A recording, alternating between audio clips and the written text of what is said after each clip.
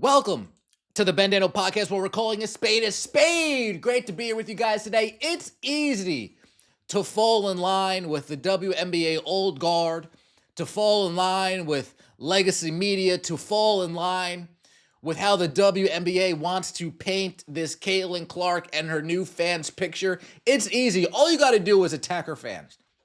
All you got to do is attack her fans. If you call things down the middle, if you call a spade, you'll get labeled all types of names. Imagine Scott Agnes criticizing South Carolina and Asia Wilson fans for going after Caitlin Clark during her rookie season. Imagine the backlash that he'd have to deal with. Imagine Scott Agnes writing an article about all the nastiness that Caitlin Clark has received from her teammates' family members online. The backlash that Scott Agnes would have received. Imagine Scott Agnes writing an article about the Reese's Pieces and all their negative vitriol, shout out to L. Duncan, that's been targeted to Caitlin Clark. Imagine the backlash he would receive. But what's the safe way out? What's the safest way to big up the Indiana Fever? Well, you tear down Caitlin Clark's fans, you paint them as villains, and you say, look at all the team has gone through after overcoming all of those nasty Caitlin Clark fans. Those folks are the dark side. That's the easy way out, and that's the way out Scott Agnes decided to take. The Fever are clicking. Winners of 7 of 9, 4 games over 500 for the first time since 2015. They're doing it together without Caitlin Clark and believe they've still got another level to reach. And in this article, without speaking about all the support this team has still received, though Caitlin Clark's been injured, without speaking about all the attendance numbers that this team has still garnered because Caitlin Clark fans and supporters have fallen in love with this team and have followed this team even without her playing, instead of going that route, he goes the other route, the more easier path to walk down. They are America's team. Are they? Or do they have America's... We're off that. However, there's also a lot of nastiness, almost entirely online, that comes along with that. Just read the comments. It's something they dealt with last season and again this season. The reality is, those who are the loudest aren't Fever or basketball fans. They're only there for Clark. But that dark side can easily seep into a team. So, question, because stupid WNBA fan here. Are Clark fans not Fever fans or basketball fans now? Interesting. Because all those Clark fans are sticking around for Fever games. Interesting. And most of Clark fans are basketball fans. Interesting. I just want to know how we're distinguishing the three and why we are distinguishing between the three, if not to be divisive. What's the point of if not to be divisive? The Fever won't let that happen. Several members have gone off social media because of it, and it's an everyday challenge for them to keep the noise out. Same was true last season.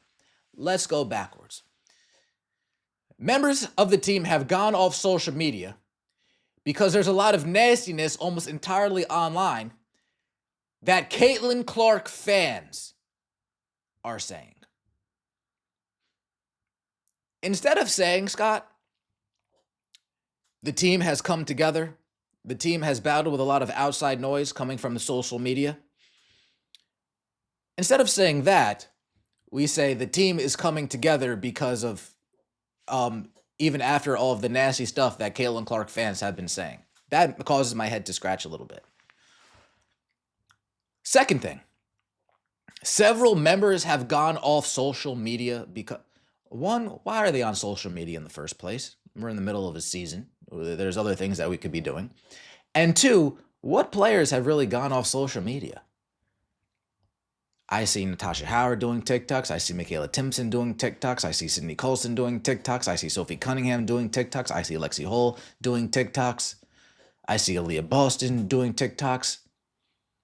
I see Natasha Howard posting on Twitter. I see Sophie Cunningham posting on Twitter. What? By off social media, do you mean that they don't read the notifications? Because they're all on social media, except for maybe Caitlin Clark and Kelsey Mitchell. You want me to believe, Brianna Turner's always on social media. You want me to believe that these players who are so addicted to the drama, who are so addicted to the outside noise, have gone off social media? Stop gaslighting us. We don't believe you. You need more people. We don't believe you. You need more people. Stephanie White says it's definitely different. Everything is highlighted. Obviously, much more speculation about things that people don't know about. Much more, I guess, activity from the outside. Yeah, of course. You have the biggest player in the league on your team. You have the most noticeable, the most notoriety player on your team. You have the biggest superstar in the league on your team.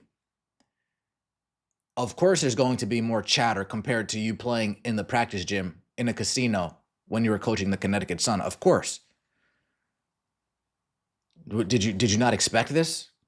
Were you thrown for a loop over here? Third thing. However, there's also a lot of nastiness. I'll say there's more positivity than nastiness around this team. There is. There's much more positivity than nastiness surrounding this team. And what nastiness are you even referring to? What dark side are you even referring to? Those are legitimate questions. Dark side? Absolutely. And I saw that at Iowa too. The entire team received great support. Mean the darkness that comes with those comments, so many fire Stephanie White, etc., yet they are rolling. Okay. Now I get it. The dark side is fans being fans. Okay. The dark side is fans expressing their displeasure with certain things. Oh, okay. That's the dark side. They want Caitlin Clark fans to be quiet and just cough over the bread. Don't voice your opinion. Just hand over the money. Don't speak your piece. Just sit down on the couch, watch the game, and be happy with whatever you see. This league's not ready for real fans. This is only Caitlin Clark fans. Imagine when they get another superstar, if another superstar decides to pop up out of the blue, garners her own separate fan base. Imagine. This league, they wouldn't know how to operate. They would have no space for hate 2.0. Don't criticize. They'd make everybody go through a Twitter test to make sure that you haven't said too many negative things in your history about the league. Not only does old guard media like painting a picture about Caitlin Clark fans, but apparently Indiana Fever media likes to do the same. Scott Agnes is getting absolutely cooked for this. This is a great question right here. Why don't you guys ever address the hate towards Clark, Boston, and Sophie from other fan bases? It's extremely loud, and ignoring it to bash Cece's fan base, who pays y'all's bills, appears as if you're purposely downplaying Caitlin Clark. That goes to my initial point. What would they call Scott Agnes if he went after all those people? What would they label Scott Agnes if he went after all those people? It's the WNBA. I can't put anything past them. It's these old guard fans. I can't put anything past them. That's the hard road travel. That's the road less traveled. Scott Agnes would much rather get in line than step out of line. It is what it is. Let me know what you guys think in the comment section below. I appreciate all of the support. Don't forget to like the video if you enjoyed and subscribe to the channel. That would mean so much to me. We'll see you next time, and as always, take it easy.